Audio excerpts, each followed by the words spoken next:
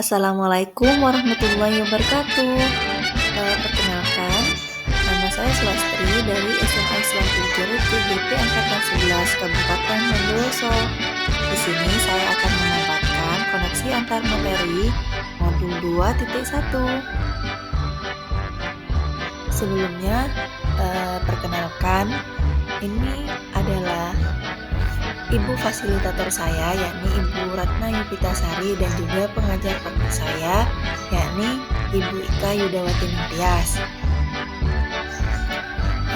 Dalam pembelajaran modul 2.1, di sini saya membuat beberapa pertanyaan. Yang pertama yakni adalah buatlah kesimpulan tentang apa yang dimaksud dengan pembelajaran berdiferensiasi dan bagaimana hal ini dapat dilakukan di kelas. Jadi pembelajaran berdiferensiasi adalah serangkaian keputusan masuk akal, common sense, yang dibuat oleh guru yang berorientasi pada kebutuhan peserta didik.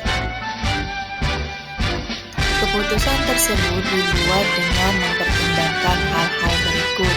Yang pertama yakni 1. Tujuan pembelajaran yang didefinisikan secara jelas. Jadi TP-nya harus jelas. 2. Cara guru merespon kebutuhan belajar muridnya. 3. Lingkungan belajar yang mengundang murid untuk belajar. 4.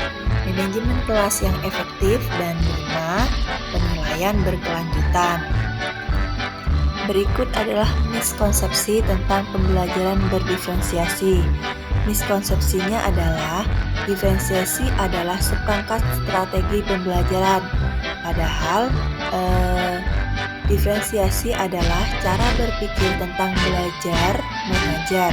Praktek pembelajaran berdiferensiasi yang baik adalah praktek yang dilakukan terus-menerus melalui proses mencoba, refleksi, dan kemudian melakukan penyesuaian di kelas.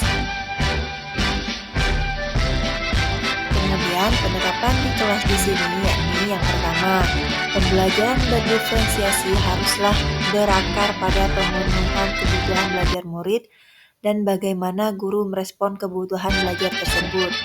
Kemudian, fakta bahwa murid-murid kita memiliki karakteristik yang beragam dengan keunikan, kekuatan, dan kebutuhan belajar yang berbeda, tentunya perlu direspon dengan tepat. Oleh karena itu, sebelum menerapkan pembelajaran berdiferensiasi, perlu melakukan pemetaan kebutuhan murid yang didasarkan pada 3 hal. Nah, jadi 3 kebutuhan belajar murid yang pertama yakni adalah kesiapan belajar. Dalam kesiapan belajar ini, kapasitas untuk mempelajari materi, konsep, atau keterampilan baru. Kemudian yang nomor 2 yaitu adalah minat belajar. Dalam minat belajar ini yakni suatu keadaan mental yang menghasilkan respon terarah kepada suatu situasi atau objek tertentu yang menyenangkan dan memberikan kepuasan diri. Dan yang ketiga adalah profil belajar. Dalam profil belajar ini mengacu pada cara-cara individu paling baik belajar ditinjau dari lingkungan, budaya, maupun gaya belajar. 3 strategi pembelajaran berdiferensiasi. Yang pertama yakni diferensiasi konten. Dalam diferensiasi konten ini mengacu pada jenis penyajian isi atau materi pelajaran itu sendiri. Sedangkan diferensiasi proses membedakan cara guru menyampaikan materi atau memberikan instruksi kepada setiap siswa. Dan yang terakhir adalah diferensiasi produk. Dalam hal ini membedakan produk atau hasil pembelajaran yang perlu dilakukan siswa untuk mengukur tingkat penguasaan mereka terhadap materi serta memperoleh nilai. Pertanyaan yang kedua di sini yakni adalah jelaskan bagaimana pembelajaran berdiferensiasi dapat memenuhi kebutuhan belajar murid dan membantu mencapai hasil belajar yang optimal. Tujuan pendidikan adalah menuntun segala kekuatan kodrat yang ada pada anak-anak agar mereka sebagai manusia maupun anggota masyarakat dapat mencapai keselamatan dan kebahagiaan yang setinggi-tingginya. Sebagai pendidik, kita tentu menyadari bahwa setiap anak adalah unik dan memiliki kodrat masing-masing. Tugas kita sebagai guru adalah menyediakan lingkungan belajar yang memungkinkan setiap anak untuk dapat tumbuh dan berkembang secara maksimal sesuai dengan kodratnya masing-masing dan memastikan bahwa dalam prosesnya anak-anak tersebut merasa selamat dan bahagia. Dan salah satu cara yang dapat kita lakukan untuk merespon karakteristik atau keunikan murid-murid yang beragam ini adalah dengan mengimplementasikan pembelajaran berdiferensiasi. Pembelajaran berdiferensiasi akan memungkinkan guru memaksimalkan potensi peserta didik dengan meminimalisir kesenjangan belajar atau learning gap melalui proses identifikasi kebutuhan belajar murid yang tepat. Lewat pembelajaran berdiferensiasi, tidak hanya murid yang berkembang potensinya secara maksimal, namun proses pembelajaran juga akan lebih memberikan banyak ruang bagi murid untuk membuat dan menentukan pilihan dengan memberikan suara, sehingga proses pembelajaran akan menjadi lebih menyenangkan.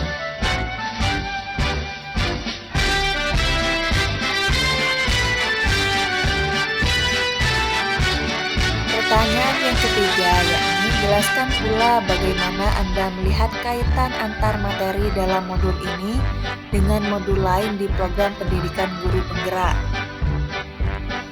Sebelumnya kita sudah mempelajari modul 1. Modul 1 terdiri dari modul 1.1, 1.2, 1.3, dan 1.4. Nah, pembelajaran berdiferensiasi haruslah berakar pada pemenuhan belajar murid yang beragam.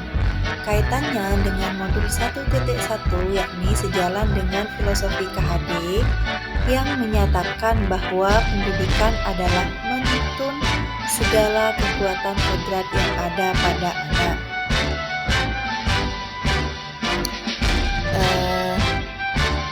Yang kedua, praktek pembelajaran berdiferensiasi yang baik adalah praktek yang dilakukan terus-menerus melalui proses mencoba, merefleksi, dan melakukan penyesuaian di kelas. Dalam hal ini juga sejalan dengan modul 1.2, yakni sejalan dengan salah satu nilai guru penggerak, yaitu reflektif. Dan selanjutnya adalah proses pembelajaran berdiferensiasi lebih memberikan banyak ruang bagi murid untuk membuat dan menentukan pilihan dan memberikan suara, sehingga proses pembelajaran akan menjadi lebih menyenangkan. Dalam hal ini sejalan dengan modul 1.3, yakni visi guru penggerak, yaitu mewujudkan pembelajaran yang berpihak pada murid. Dan keputusan menerapkan pembelajaran berdiferensiasi salah satunya berdasarkan pada pertimbangan lingkungan belajar yang mengundang murid untuk belajar. Dalam hal ini tentu ada kaitannya dengan modul 1.4, yakni lingkungan belajar yang nyaman disertai dengan suasana yang saling mendukung akan melahirkan budaya yang positif. Demikian dari saya, terima kasih. Maju terus pendidikan Indonesia dan juga semoga beruntung.